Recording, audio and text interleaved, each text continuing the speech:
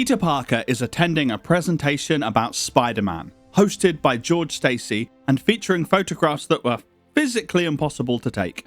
And Norman Osborn is also there and not having a very good time. He can't look at the Green Goblin or Spider-Man without sweating, and only Peter knows why.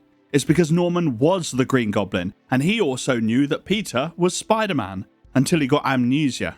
But now it all seems to be coming back, and as Norman tries to make sense of these re-emerging memories, he collapses, and Peter is worried.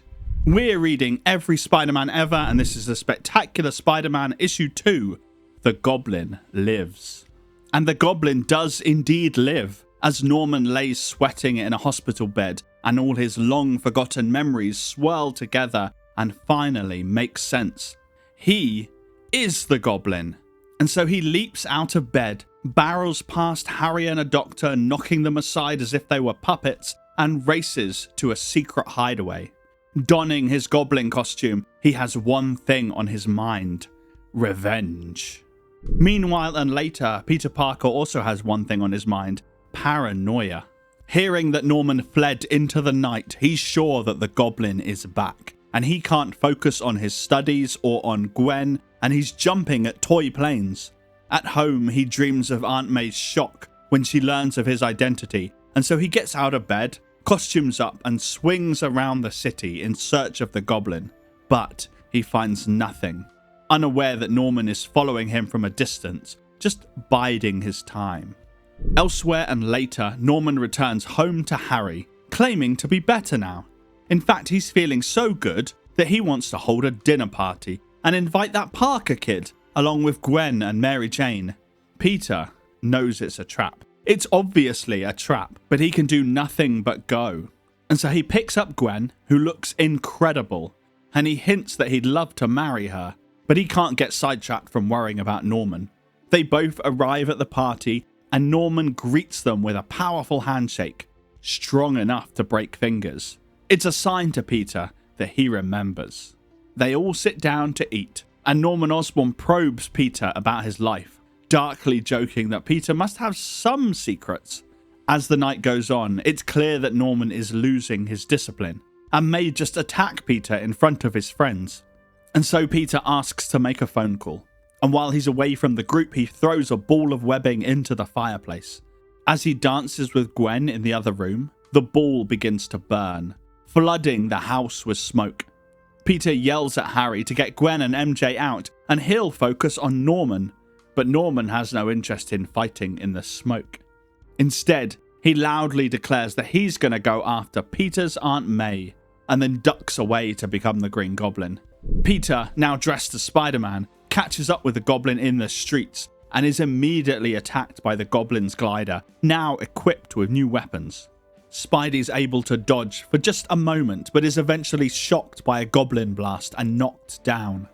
Instead of getting back up, Spider-Man plays possum, letting Goblin come close enough to hit him with a big punch. But what can he do now? He can't kill the Green Goblin, and nothing less than that will stop Norman from revealing his secret identity. With nothing left to do, he decides to lure the Goblin away from his aunt, and he runs away.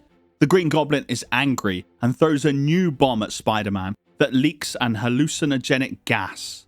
Spidey is suddenly seeing ghosts and monsters and the people in his life and the enemies he's fought, and he's so tiny against them, so small and so weak, so he closes his eyes. Uses his brain to understand that this isn't real, that it can't be real, and when he opens them again, the ghosts and the mirages are gone. But now he knows how to beat the Green Goblin. Suddenly on the offensive, Spidey pulls the glider out from under the Goblin. Spidey's quick to dodge and quick to punch, and all the time he's mocking the Goblin. He didn't think that he'd be able to take on Spider-Man, and the Goblin is getting angry and getting careless. And soon Spider-Man has the Goblin down at his feet. He takes off the Goblin mask, revealing Norman underneath, and uses one of the hallucinogenic bombs against him. The gas drives Norman mad, conjuring monsters in his mind, and Spider-Man is sure to keep himself and the Goblin mask front and center of Norman's vision, so that he develops a fear and an aversion to both. When the gas finally wears off, Norman doesn't remember who Spider-Man is, and so it seems that the plan has worked. Peter delivers Norman, now sleeping, back to the hospital. He then calls his aunt to tell her late at night that he's fine, even though she didn't know that he wasn't. When he realizes this, he quickly makes out that he was talking about Norman all along. Norman is fine. And then our story comes to a close, as Harry joins his father's bedside, and Peter takes Gwen and MJ out for some coffee and some ice cream at like 6 in the morning. Thanks for watching and joining me on this journey to read every Spider-Man ever. If you would like to support what I'm doing here, you can get episodes early by pledging on Patreon or joining this channel on YouTube. Next week, Mysterio takes Spidey to an amusement park, which does sound fun, but while we wait for that issue, here's a fun fact about this one. The final page of this comic teases the mystery of the TV terror, but this series got cancelled. There's not a lot of information known about what this third story would have been, despite an attempt to revive it in the 80s, but we do know that it would feature a costume that Romita would then reuse for the Prowler.